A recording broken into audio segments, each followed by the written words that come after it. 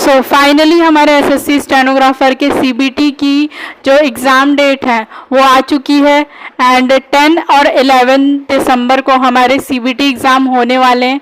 अगर हम इसको पॉजिटिव वे में ले तो एक बिगिनर स्टूडेंट को काफ़ी टाइम मिल गया है। अगर किसी ने अभी सिलेबस भी कंप्लीट किया होगा या फिर उसका कुछ हाफ पोर्शन भी हो गया होगा तो उसके लिए भी 150 प्लस स्कोर करना बहुत आसान हो जाएगा।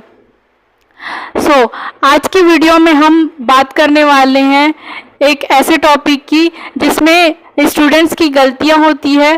छोटी छोटी गलतियों के कारण 1-2 मार्क्स कम हो जाते हैं, पर हम फिर सोचते हैं कि हमारे मार्क्स क्यों नहीं बढ़ रहे हैं, पर हम इन बारीकियों पे ध्यान नहीं देते। जैसे कि एरर के क्वेश्चन है, तो आज की इस वीडियो में हम एरर की ही क्वेश्चन की बात कर लेते हैं। हमको किस तरह से उसको प्रिपेयर करना है जिससे कि एरर के क्वेश्चंस में आपकी गलतियां कम हो।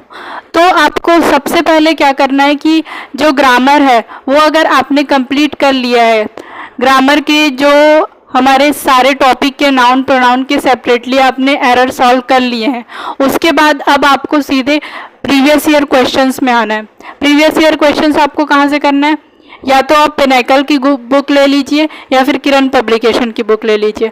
अब सेपरेटली अब एरर के जो टॉपिक के क्वेश्चन है उसको आपको कितने बार करना है, 3 बार करना है, क्योंकि एक बार में आपके जो क्वेश्चंस नहीं बने होते उसको आप रिकॉल नहीं कर पाते, तो आपको इसको 3 बार सॉल्व करना है।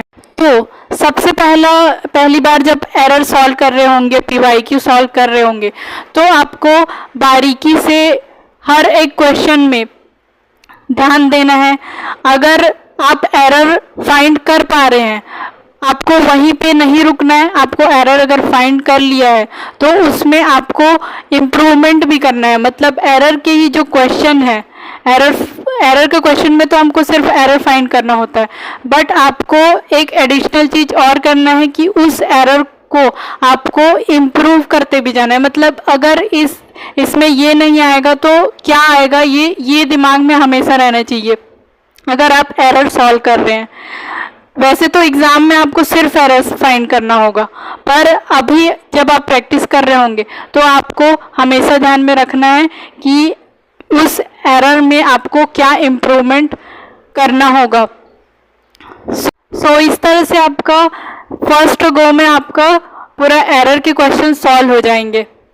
इसके बाद अब जब आप सेकेंड टाइम कर रहे होंगे तो आपके लिए जो एरर आपसे बन गए होंगे पहले वो तो बन ही जाएंगे, पर जिसमें आपको डबल कर रहे हैं, डबल फिर से कर रहे हैं सेम एरर्स के क्वेश्चंस को, तो आपको जिसमें प्रॉब्लम्स आ रही है उसको आप हाईलाइट करते जाइए। जो क्वेश्चन आपसे नहीं बन रहे, क्योंकि आपने एक बार तो सॉल्व कर रखा है, तब भी आपसे कुछ क्वेश्चंस नहीं बनेंगे, तो उनको आपको हाईलाइट कर देना है। और कुछ क्वेश्चन ऐसे भी होंगे जो आपसे बन तो जाएंगे, एरर फाइंड तो हो जाएगा, पर आपको रीज़न नहीं समझ आ रहा होगा, तो इन सब को भी आपको हाईलाइट कर देना है। अब इस तरह से आपका सेकेंड टाइम में भी एरर के क्वेश्चन पूरे सॉल्व हो जाएंगे। अब हम आ जाते हैं थर्ड टाइम में कैसे करना। अब थर्ड टाइम जब आप सेम एरर के क्वेश्चन को, जिसको आपने एक बार कर चुका है, सेकंड बार कर चुका है, आप तीसरी बार करेंगे। तीसरी बार आपको क्या करना है, जो क्वेश्चन आपसे सेकंड बार में अच्छे से बन गए थे उसको नहीं बनाना है। अब जितने आपने हाईलाइट किए हैं वो क्वेश्चन को आपको फिर से बनाना है, अब तीसरी बार बनाना है। मतलब जो क्वेश्चन बन गए हैं उसको अब नहीं बनाना है, पर जिस क्वेश्चन को हाईलाइट किए हैं सिर्फ उसी क्वेश्चन को अब फिर से आपको बनाना है।